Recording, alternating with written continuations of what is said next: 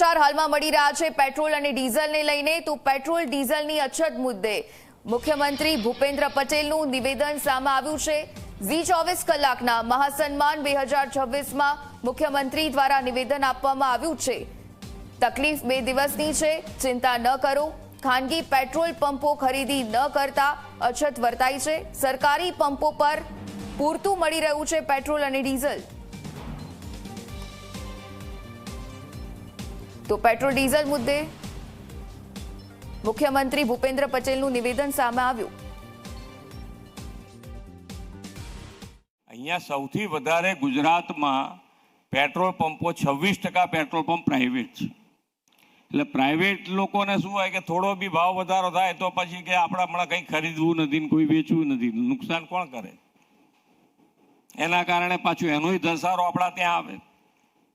રૂટીનમાં જે ચાલતું હોય એની જગ્યાએ એ ધસારો સરકારના પેટ્રોલ પંપ પર આવે તો એને પહોંચી વળીએ છીએ। પણ 1-2 દિવસ ક્યાંક તકલીફ પડે, બાકી તકલીફ નથી। અને જેટલું શક્ય હોય એટલું સરકાર સાથે રહીને કર્યા કરે છે।